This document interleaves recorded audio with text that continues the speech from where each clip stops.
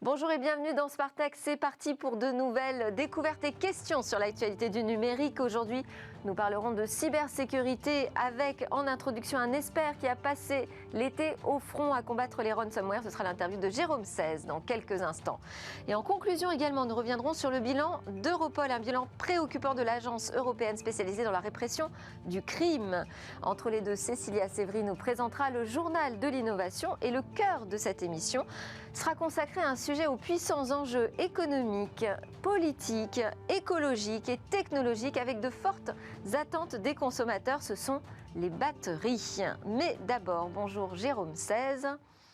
Vous êtes expert en gestion des crises cyber, consultant en protection des entreprises et fondateur de la société Up4 Intelligence. Alors aujourd'hui, c'est l'ouverture des assises de la cybersécurité à Monaco, un événement annuel. C'est l'un des rares d'ailleurs qui est maintenu en présentiel. Là, vous êtes sur place, Jérôme ?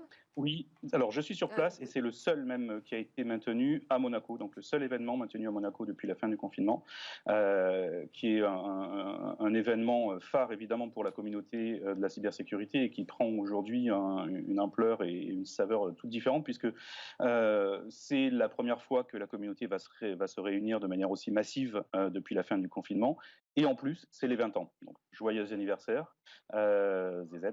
Et c'est pour la communauté, c'est un moment phare qui va permettre de refaire le point depuis cet été, un été qui a été très chargé en actualité cybersécurité, et de se retrouver tout simplement après toutes ces visioconférences qu'on a partagées depuis le mois de mars. Alors vous dites 20 ans pour cet événement annuel, joyeux anniversaire. Est-ce que c'est vraiment un joyeux anniversaire ? Quelles sont les évolutions que vous avez pu constater ?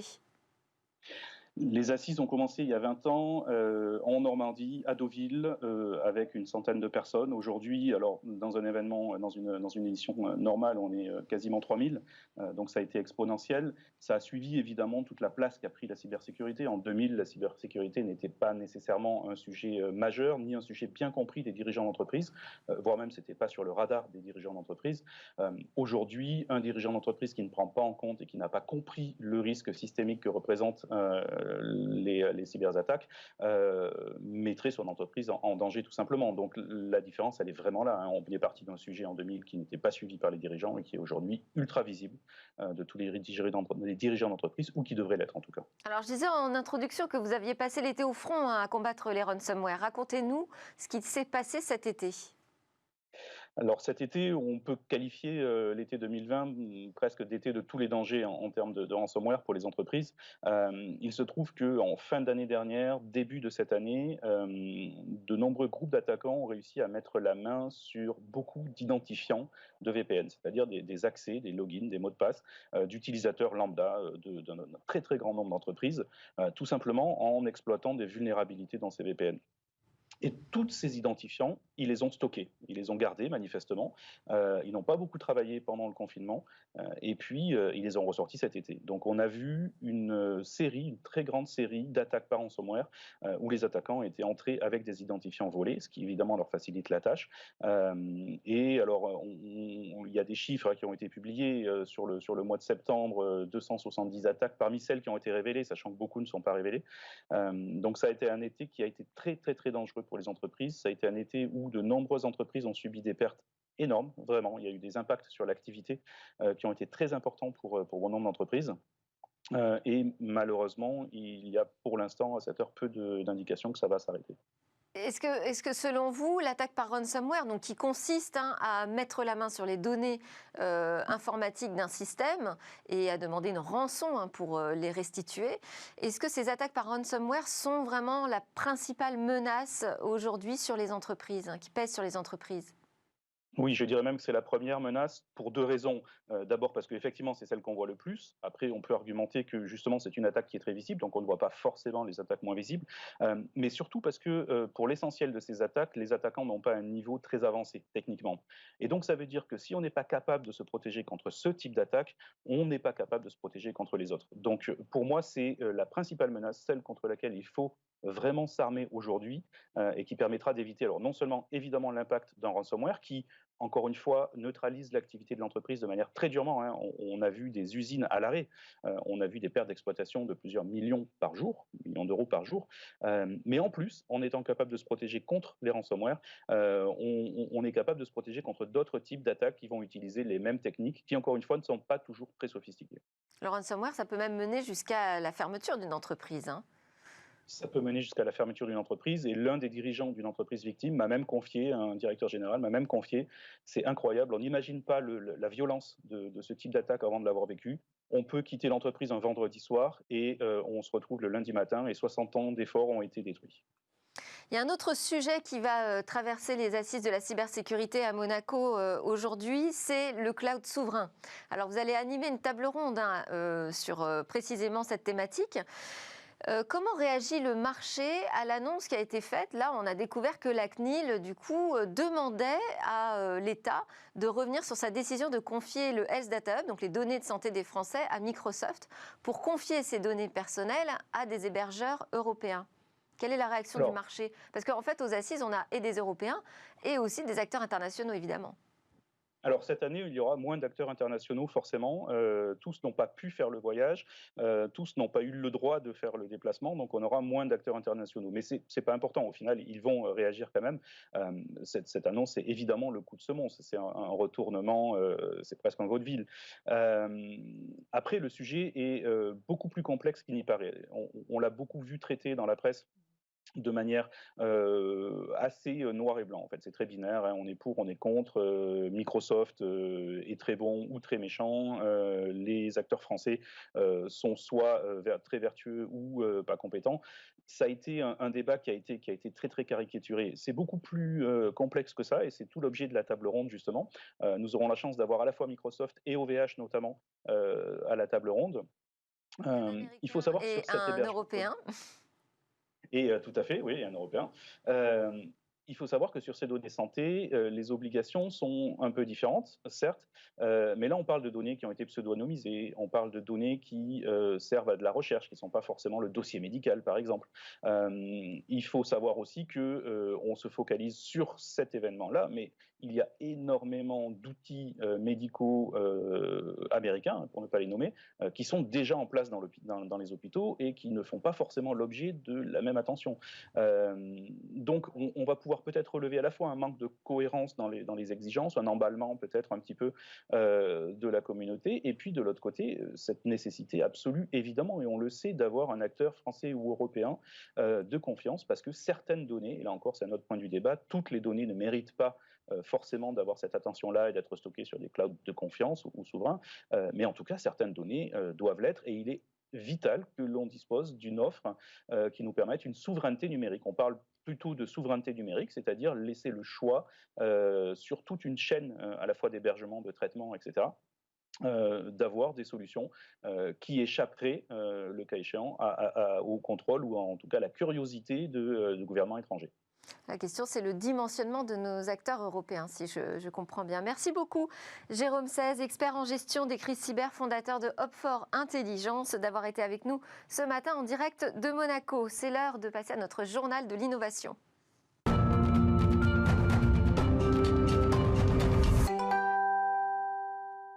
Bonjour Cécilia Sévry. Alors à la une de votre journal de l'innovation, il y a évidemment l'annonce de l'iPhone 12. Oui, bien sûr. La marque présentait son premier smartphone 5G, c'est donc l'iPhone 12 d'Apple. En fait, la marque en a même présenté 4. Et la surprise, c'est la présentation de l'iPhone 12 mini. C'est le plus petit produit par Apple depuis l'iPhone 5. Son prix sur le marché est plus bas, à hauteur de 809 €. Mais la véritable innovation se trouve dans l'iPhone 12 Pro. Son écran est recouvert, comme l'iPhone 12, du Ceramic Shield, un verre ultra résistant qui se casserait 4 fois moins souvent que celui des smartphones concurrents. Et puis la photo aussi est à l'honneur dans cet iPhone 12 Pro. Il dispose d'un capteur LiDAR capable de modéliser en 3D un environnement.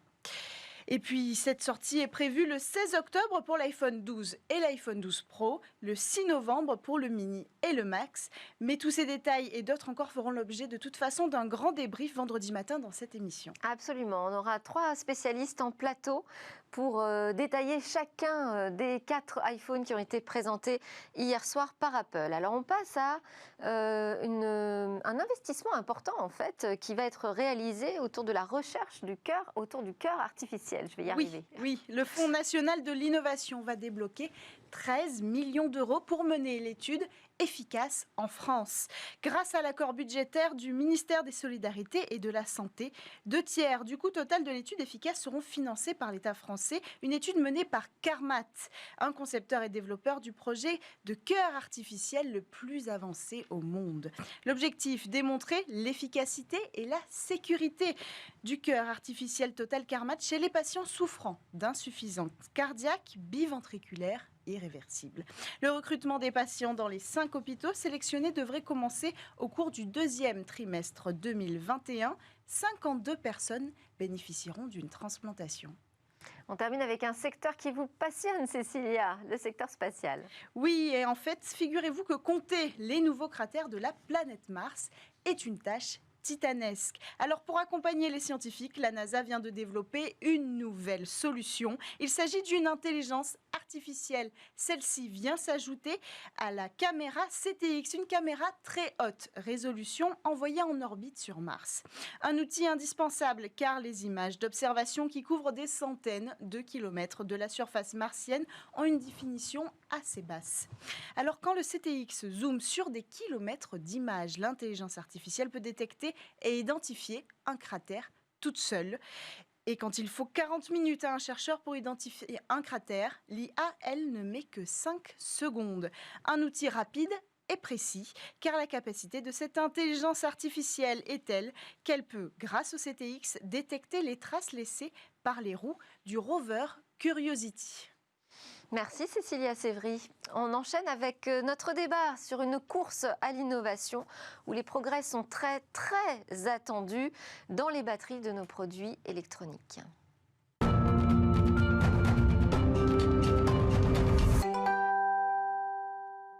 Il y a une technologie qui domine toutes les autres sur le marché des batteries, ce sont les lithium-ion. Alors pourtant, elles ne sont pas exemptes de défauts. Temps de recharge, durée de vie, coût de production poussent l'industrie évidemment à développer d'autres solutions. Alors on fait le point sur cette course technologique, ses avancées, ses acteurs et ses enjeux avec Clément Leroy, consultant énergie et environnement chez Wavestone, un cabinet de conseil spécialiste de la transformation des entreprises et de la transition énergétique et des nouvelles mobilités. Emmanuel Toussaint d'Auvergne, directeur général de Screlec, éco-organisme agréé pour le recyclage des piles et des batteries. Jean-Luc Barraf, directeur recherche et innovation chez Segula Technologies, groupe d'ingénierie mondiale, partenaire scientifique du projet Solar Stratos pour le développement d'une aviation électrique et solaire. Nous aurons également en visio Mathieu Morcrette, ingénieur de recherche au CNRS et directeur du laboratoire de réactivité chimie et chimie des solides.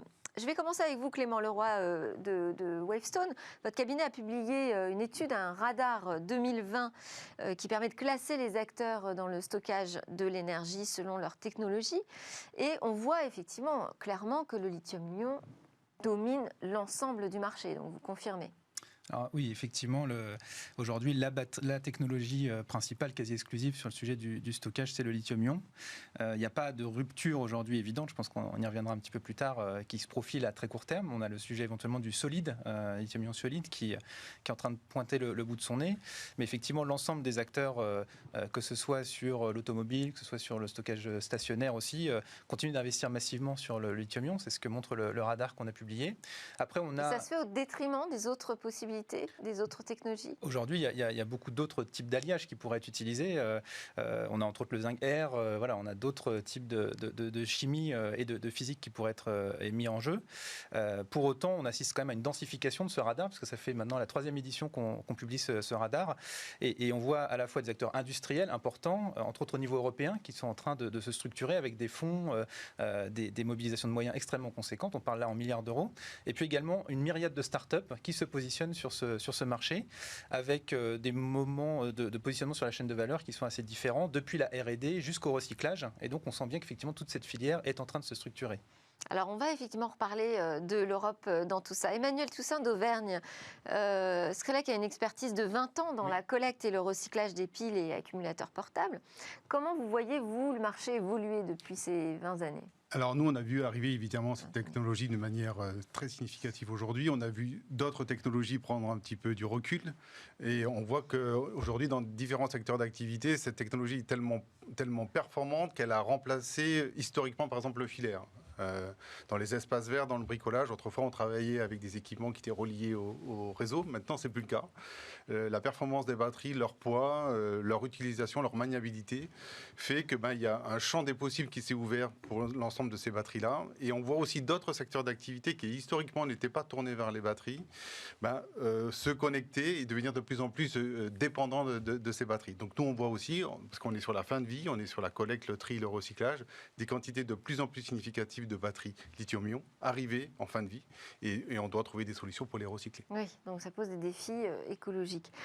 Jean-Luc Barraf, alors autour de cette table, vous représentez une alternative au lithium-ion puisque vous développez une technologie de stockage d'énergie basée sur la compression de l'air. L'idée, c'est d'utiliser l'eau de mer et l'énergie des éoliennes. Expliquez-nous comment ça fonctionne. Alors, c'est simple en fait aujourd'hui, vous le savez, avec les éoliennes ou l'énergie solaire, on a un gros souci, c'est qu'on est sur une énergie intermittente. Donc il est nécessaire de pouvoir stocker l'énergie parce que lorsqu'il n'y a pas de vent ou lorsqu'il n'y a pas de soleil, et lorsqu'il y a une demande d'électricité, on peut avoir des gros soucis. Donc il est nécessaire de stocker cette énergie. Alors c'est vrai qu'il y a plusieurs moyens de stocker. On a parlé de la batterie. En France, on utilise beaucoup les steppes, les barrages, pour stocker l'énergie. Nous, on a un système, on a inventé, on a breveté un système, Segula a breveté un système qui permet de stocker l'énergie en transformant l'électricité en air, tout simplement. Et donc, comment ça fonctionne ? C'est simple, c'est que lorsqu'il y a surplus d'électricité, au lieu de perdre cette électricité, on va le compresser et mettre cet air sous l'eau. Compresser à peu près vers 10 bars de pression et on va décompresser cet air pour restituer de l'énergie lorsqu'on en a besoin. L'innovation n'est pas tant dans la compression de l'air, c'est sur la machine qu'on a brevetée, qui est une compression d'air à haut rendement, c'est-à-dire que, je ne vais pas rentrer trop dans le détail technique, mais on compresse de l'air avec de l'eau. C'est qu'on remplit des cylindres d'eau et compresse de l'air en utilisant l'eau en tant que piston en fin de compte. Donc on a beaucoup moins de frottement mécanique et surtout on a un échange thermique, une efficacité qui fait qu'on peut avoir un très haut rendement aux alentours de 70%. Alors nous allons donner la parole à Mathieu Morcrette, ingénieur de recherche au CNRS à Amiens. Bonjour Mathieu Morcrette. Bonjour. Alors vous aussi, vous travaillez sur une alternative. Vous avez créé une start-up Tiamat pour produire une nouvelle technologie de batterie. Ce sont des batteries sodium-ion et non pas lithium-ion. Est-ce que selon vous, c'est la meilleure alternative ? Alors, il faut voir qu'on essaie de répondre à plusieurs demandes. Il y a la demande d'autonomie et dans mon laboratoire, effectivement, on travaille sur la technologie tout solide qui est aujourd'hui finalement un peu un Graal en termes de densité d'énergie massique, mais on ne sait pas quand est-ce que ça va arriver. Mais il y a un deuxième besoin qu'il faut souligner, c'est les régulations européennes imposent de réduire de 5 à 10 grammes ou même un peu plus les CO2 des voitures, et pour ça, il faut des batteries de puissance. Et on a découvert une technologie avec mes collègues en France, c'est un travail collectif de la recherche française, cette technologie sodium-ion. Le sodium est abondant et en plus, il diffuse très vite dans les matériaux et ça donne des batteries de forte puissance. Et on a donc créé cette start-up Tiamat qui a d'abord la durée de vie et la puissance et qui devrait, on est dans le processus d'industrialisation de cette technologie. Et je dois dire que c'est un défi et c'est pas facile en France de faire sortir une technologie qui consomme autant de capitaux. Donc on est dans ce processus-là, on y croit très très fort. C'est un vrai défi humain aussi. Et l'avantage du sodium, c'est qu'on le trouve déjà beaucoup plus facilement dans la nature. Alors c'était pour ça qu'on avait fait nos premières recherches. C'était pour cette abondance. Mais ça suffit pas. La densité d'énergie massique, c'est-à-dire l'autonomie de ces batteries de sodium, elle est moins grande que celle de lithium, et le lithium domine, comme l'a dit le premier intervenant.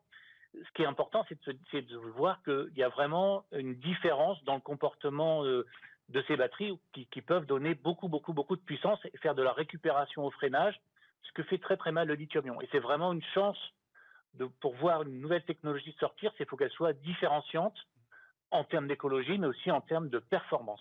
Et son application, donc, ce serait plus dans l'automobile pour des assistances au freinage ou à l'accélération?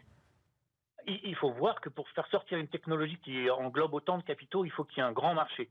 Et donc, c'est la mobilité qui va faire en sorte qu'on va faire sortir une nouvelle technologie.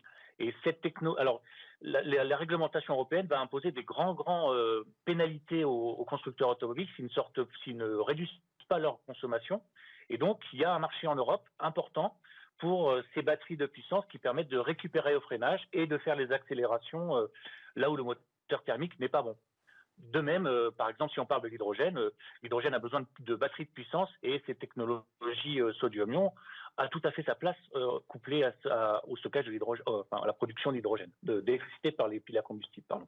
Et la difficulté pour vous de passer à un stade de production industrielle, c'est une question de budget uniquement? C'est une question, question de moyens. Aujourd'hui, pour produire de manière concurrentielle au lithium-ion, il faut faire des gigafactories, donc c'est des énormes usines qui demandent des capitaux qui représentent à peu près 100, 200, 300 millions d'euros.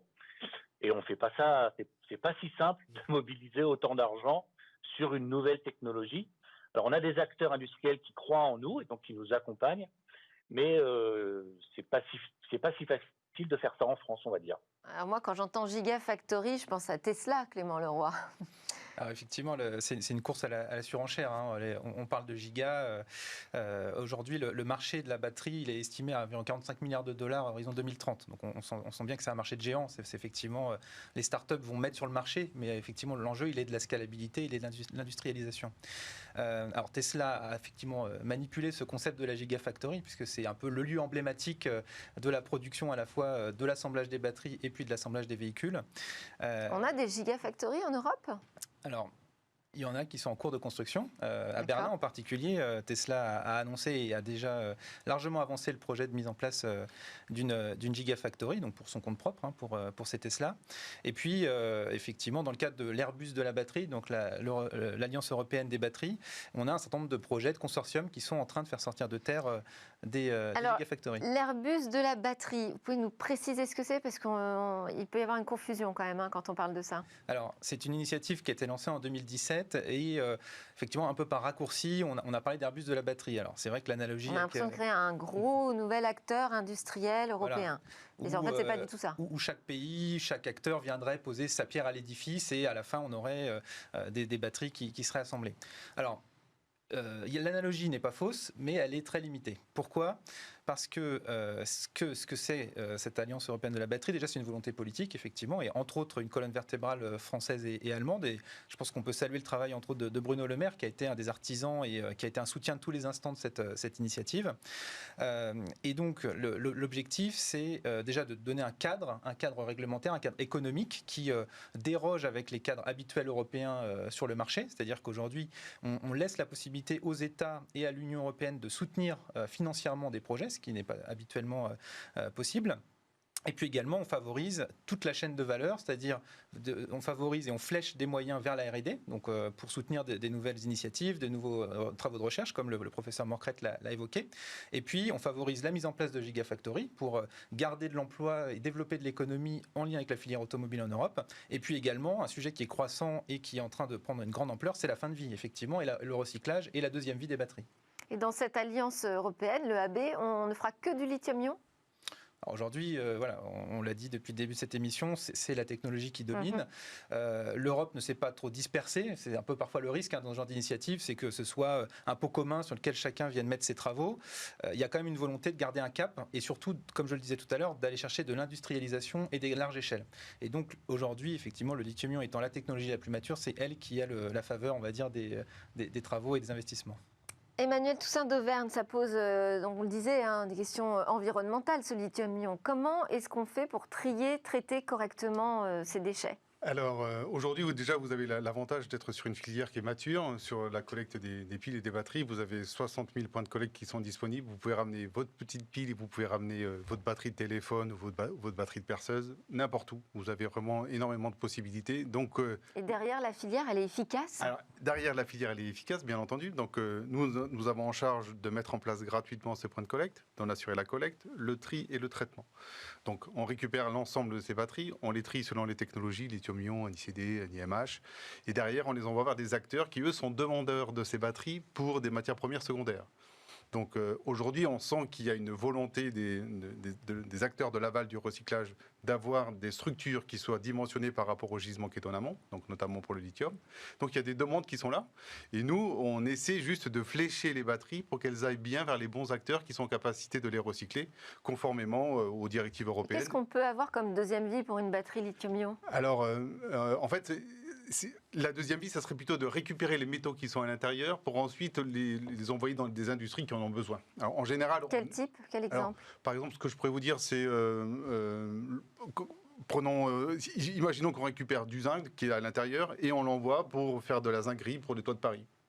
Donc on peut s'en servir pour différents types d'utilisation. On peut récupérer du nickel, on peut récupérer différents types de produits. Et ces produits sont très demandés sur le marché aujourd'hui. Il y a énormément d'acteurs qui sont en recherche de ces métaux-là. Et qu'est-ce qu'on fait de la partie qui n'est pas recyclable? Alors, en fait, on a un taux qui est aujourd'hui de 80%. Donc, 80% de recycler, en fait. De recycler. On a une batterie, on a un taux de recyclage qui est de 80%. Donc, on a plutôt une bonne valorisation. Après, il y a toujours une fraction qui part en incinération. Et il y a une fraction qui ne peut pas être recyclée, qui est enfouie, par défaut. Mais dans tous les cas, les taux, le rendement sont très élevés. Et on est en capacité d'apporter une solution complète sur ces batteries aujourd'hui. Il n'y a plus de pollution liée à ces équipements-là. Donc il y a une responsabilité totale de l'ensemble des acteurs en aval, quoi. Bon. Jean-Luc Barraf, comment vous voyez, vous, on a commencé à amorcer la conversation autour de l'automobile, l'avenir des technologies de stockage d'énergie pour l'automobile, pour cette industrie en particulier? Alors, stockage d'énergie pour l'automobile, en effet, la batterie. On l'a dit, est une solution, hein, donc évidemment. L'hydrogène va être de plus en plus aussi utilisé dans l'automobile, pas en solution de stockage, mais en solution d'énergie. Moi, je n'aime pas mettre en concurrence l'hydrogène et la batterie. En fait, ces deux technologies vont... Pourtant, on fait des choix, non? Il y a la voiture à hydrogène et la voiture à batterie. Oui, mais je pense qu'il y aura de l'hydrogène, par exemple, pour des véhicules, un certain type de véhicules, et des batteries pour d'autres types de véhicules. Par exemple, les petits véhicules en ville, on n'a pas besoin d'hydrogène. Une petite batterie suffira. Donc, d'ailleurs, des petits véhicules se développent aujourd'hui avec... Mais l'hydrogène, c'est plus vert, non? L'hydrogène, c'est plus vert à partir du moment où on le produit de manière verte, avec de l'énergie renouvelable. Vous vouliez dire quelque chose? Oui, en fait, il n'y a pas la batterie, en fait. Il y a des batteries selon des utilisations.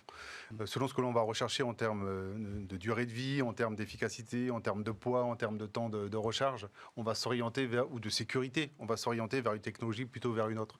Donc, il n'y aura pas une technologie qui sera dominante par rapport aux autres, il y aura plutôt des technologies adaptées à des utilisations. Alors nous, l'avantage de notre technologie, alors je reviens par rapport au stockage d'énergie, Remora, ce qu'on a inventé, c'est qu'on n'utilise pas de matériaux rares. On a une technologie donc, qui est non polluante, puisqu'on utilise de l'eau et de l'air, et avec une durée de vie de 50 ans. Ça, c'est important. Il y en a d'autres innovations, comme Remora, qui nous permet donc de s'affranchir de tout ce qui est matériaux rares. Oui, mais alors là aussi, il y a la question du passage à l'échelle. Vous en êtes où sur le développement de cette technologie? Alors, on a fait un démonstrateur donc, sur Terre, donc, qui fonctionne. Donc, on est dans l'échelle d'innovation à un TRL 5. Donc l'idée, c'est de passer à un TRL 6-7. Donc le next step, ça va être de faire un démonstrateur, un vrai pilote en mer. Donc on a d'ailleurs gagné un AMI pour faire un démonstrateur en mer. Qu'est-ce que c'est un AMI? Un AMI, c'est une sorte d'appel à projet en fait. Hein, et donc on a gagné cet AMI pour pouvoir installer notre démonstrateur, mais à échelle beaucoup plus grande, en mer, au large du Croisic, au large de Saint-Nazaire. Et ça, c'est vraiment le next step. Donc faire un démonstrateur, un pilote en mer. Et aujourd'hui, on est en discussion avec de gros énergéticiens qui sont intéressés par cette technologie. Et pourquoi ça prend autant de temps pour innover sur ce sujet ? Parce que, comme j'ai dit, il y a des TRL. C'est-à-dire que nous, notre projet, il est né. Alors, ça, c'est une belle histoire chez nous, chez Ségula. C'est qu'il est né d'un ingénieur chez nous, un jeune ingénieur qui a trouvé cette idée-là, qui est devenu thésard. Donc, il y a eu une thèse qui a été montée. Donc, une thèse, c'est déjà 3 ans. Il y a des verrous technologiques à lever. C'est pas si simple que ça. Il y a beaucoup de verrous technologiques. On a monté d'ailleurs 5 thèses autour de ce projet-là. Donc, les thèses prennent du temps. Ils coûtent de l'argent aussi. Et puis après, il faut monter des démonstrateurs. Donc, là aussi, ça prend du temps. Donc, il y a des steps comme ça, impératifs à passer pour passer d'un TRL 1 à un TRL 9. Et qui sont nécessaires tout simplement. Donc là, nous, c'est une belle histoire parce que cet ingénieur est venu thésard et aujourd'hui chef de projet de ce projet Rémora. Oui, belle histoire. Mathieu Morcrette, j'aimerais bien aussi avoir votre regard sur cette voiture à hydrogène. Qu'en pensez-vous? Elle a de l'avenir?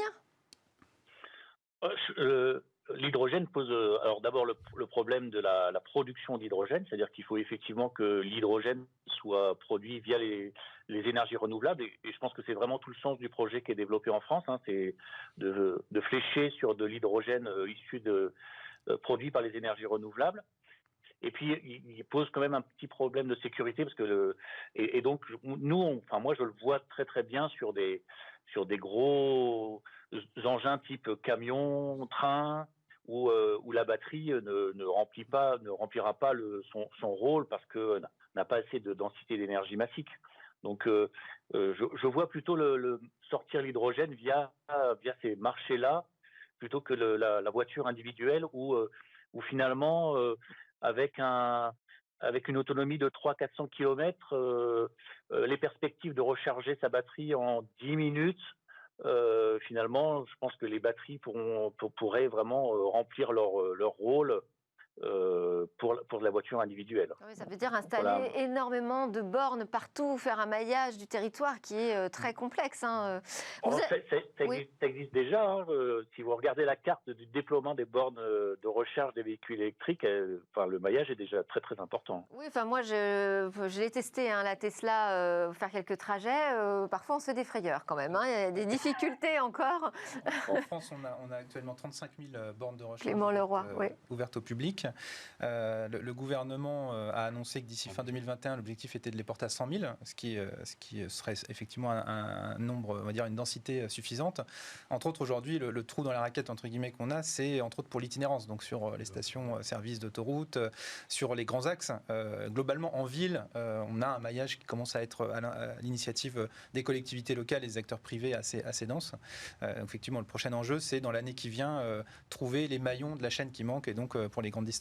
Et ajouter des bornes, des batteries, tout ça, c'est de la pollution supplémentaire. Comment on fait pour trouver une solution à ce problème environnemental ?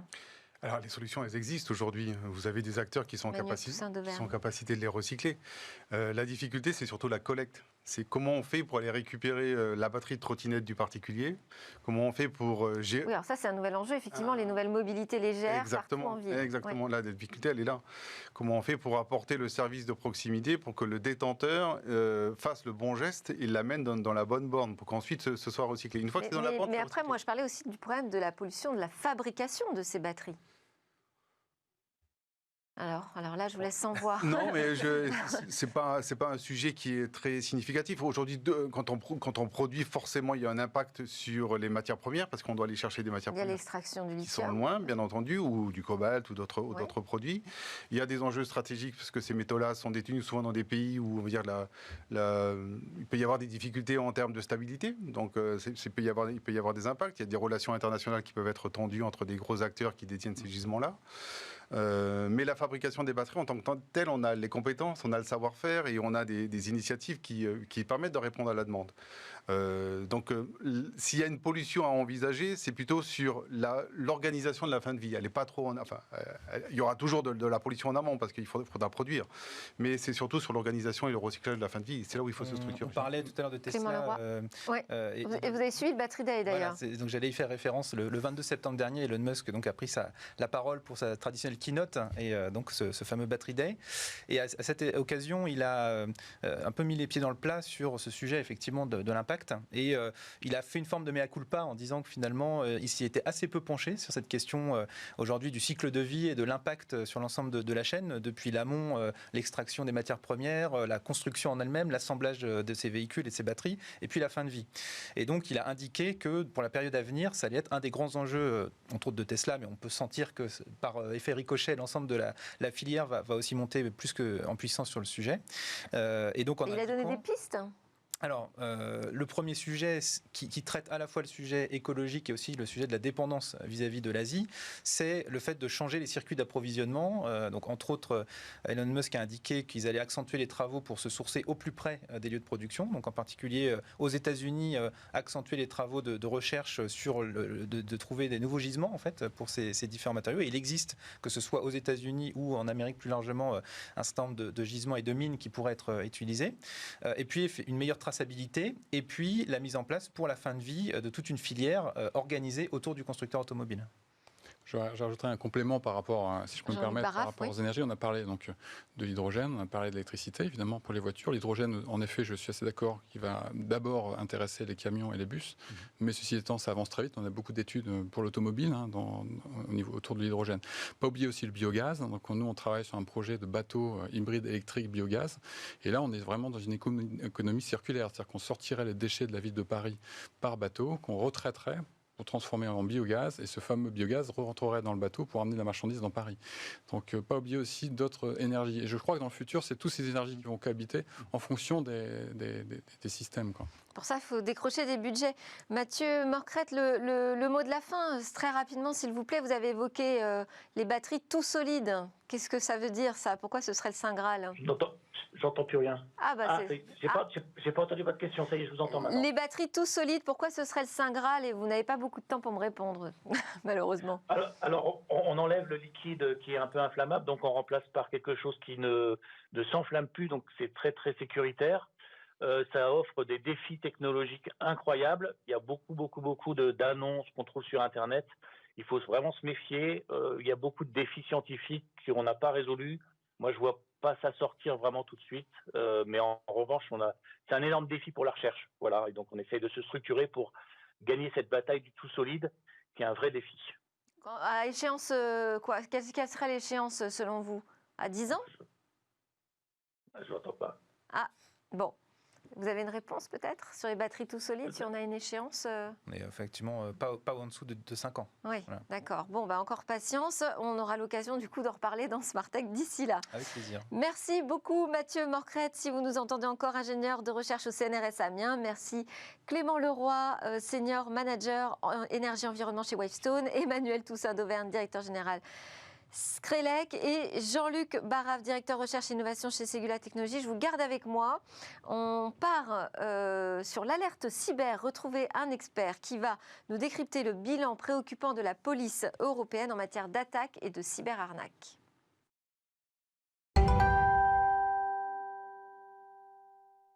Nous sommes de retour pour la suite de Smartech. Clément Leroy de Wavestone, Emmanuel Toussaint d'Auvergne de Screlec et Jean-Luc Barrave de Ségula Technologies sont toujours avec moi. Et nous sommes connectés avec Damien Bancal, directeur du pôle cyberintelligence chez HeadBrains. Bonjour Damien. Bonjour. Alors votre alerte cyber aujourd'hui, elle s'appuie sur un bilan publié par l'Office européen de police, Europol. C'est ça. Comme tous les ans, Europol communique en fait sur la cybercriminalité des derniers mois. Et ce qui est malheureusement, il fallait s'en douter, le bilan écoulé concernant cette cybercriminalité est dramatique. Pour les super policiers, la pandémie a clairement permis de nombreuses attaques et cyberattaques. Alors un exemple de cyberattaque qui est particulièrement à la hausse? Oui, alors je vous en ai trouvé deux qui, là, au moment où on se parle, elles ont lieu. Alors, elles peuvent toucher vraiment toutes les strates de l'entreprise parce qu'elles jouent sur le petit levier gagner un petit peu plus d'argent. Et donc, l'idée, c'est quoi? C'est de vous permettre d'avoir des flyers à la maison, vous savez, ces petits encarts publicitaires, de les plier et de les renvoyer. J'ai participé à cette arnaque, soyons très clairs, j'ai même reçu un chèque. Parce qu'on vous dit, voilà, on va vous envoyer 1 300 € en chèque. Et donc, vous devez le mettre sur votre compte en banque. Et bon, on a mis un petit peu trop d'argent parce que vous, votre salaire sera de 300 €. Renvoyez-nous les 1 000 € supplémentaires qu'on a mis un petit peu en trop, qui vous permettront d'acheter une machine d'affranchissement et puis nous, de pouvoir continuer vos frais de dossier parce qu'ils vous font signer un contrat. Bien sûr, l'arnaque, elle est où? C'est que vous mettez le chèque en banque et 3-4 jours plus tard, votre banque vous dit mais non, ce chèque est soit volé, soit vide, dans tous les cas, sans provision. Le problème, c'est que vous avez envoyé toutes les liquidités aux pirates et vous voilà avec 1300 € en moins. C'est un gros problème. Ah bah oui, c'est un gros problème. Vous avez perdu combien d'argent, Damien? Moi, heureusement, rien. J'ai été suffisamment malin, mais j'ai des gens qui se sont amusés après à participer à la deuxième arnaque en se disant, bah, ça a l'air d'être tout à fait légal. C'est quoi? C'est tout ce qui tourne autour de la crypto-monnaie et des bitcoins. Vous savez, ces fameuses plateformes qui vous permettent soi-disant de gagner de l'argent. Eh bien, dites-vous que c'est un véritable piège. Et le piège est double, parce que souvent, on vous demande de télécharger un petit programme. Et imaginez qu'un employé, que vous, par exemple, vous avez installé ce programme dans l'ordinateur de l'entreprise, parce que cet ordinateur peut continuer à travailler tranquillement dans son coin. Ça peut être un piège. Et si en plus vous perdez de l'argent, il peut y avoir ce levier humain. Vous savez, on en parlait souvent avec le social engineering. Ah, vous avez perdu de l'argent. Ah, bien écoutez, on va peut-être vous faire chanter pour ne pas éventuellement essayer de le récupérer d'une moyen un petit peu plus judiciaire. Alors, à côté des cyberarnaques, il y a un autre point très préoccupant. C'est Europol qui explique qu'il y a eu une augmentation de détection de contenu d'abus sexuels sur mineurs pendant la crise Covid. Oui. Où est-ce qu'on a trouvé ces contenus criminels? Alors c'est ça qui est dramatique, c'est que ces contenus criminels ont totalement explosé, comme explique Europol, hein. Mais beaucoup de ces contenus sont cachés par des pirates, eh bien, dans des serveurs d'entreprise, dans le blog qu'on a installé pour une opération marketing, et on oublie, voilà, que ces lieux peuvent malheureusement aussi devenir des lieux de stockage. Et Europol a clairement tiré la sonnette d'alarme en disant qu'avec justement la pandémie et le confinement, eh bien, ces diffusions terribles avaient explosé, et en plus, l'utilisation d'entreprises fait que c'est plutôt embêtant si à 6 heures du matin, les amis du petit déjeuner, comme je les appelle, sont obligés, par exemple, de saisir l'intégralité du matériel de l'entreprise. Donc le bilan d'Europol, au final, il est vraiment préoccupant, on l'a dit, il faut que les entreprises l'entendent, ça. Ah, mais il faut clairement ouvrir les deux oreilles, hein, parce que en face, on a clairement aujourd'hui du piratage industrialisé. Je prends l'exemple de Microsoft, pas plus tard que cette nuit, ils ont annoncé la fin d'un botnet, vous savez, ces robots qui vont automatiser des attaques, dont de ransomware. Ça montre qu'en face, ils ont clairement créé des usines à piratage. Je prends l'autre exemple aussi, du clonage des cartes à puce. C'est maintenant malheureusement très facile à imaginer qu'on clone les téléphones de votre entreprise. En plus de l'interception, on peut par exemple piéger la double authentification. Donc clairement, aujourd'hui, il faut penser budget et il faut penser humain. Quand je dis humain, c'est travailler sur ce temps de cerveau disponible, sur l'éducation, la formation, la démonstration.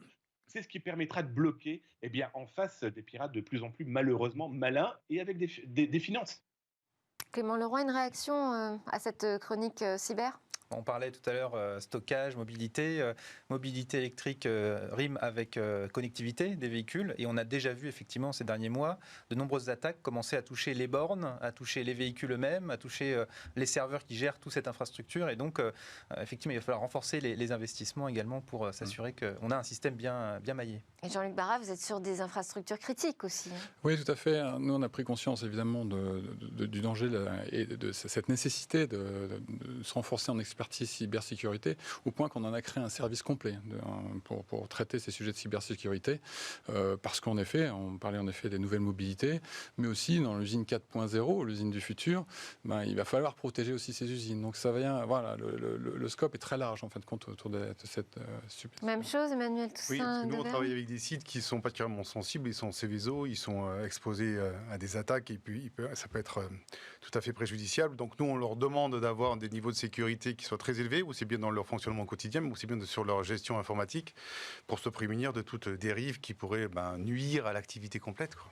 C'est évident. Bon, Damien Bancal, en tout cas, autour de cette table, il y a eu une écoute attentive et une prise de conscience de ces enjeux. Merci beaucoup, Damien, directeur du pôle cyberintelligence chez Headbrain. C'est presque la fin de cette émission. Merci d'avoir suivi et d'avoir découvert ces nouvelles technologies autour de l'énergie, du stockage, des batteries. À suivre 4 jeunes pousses innovantes dans notre lab Startup. Et nous, on se retrouve dès demain pour de nouvelles discussions sur la tech.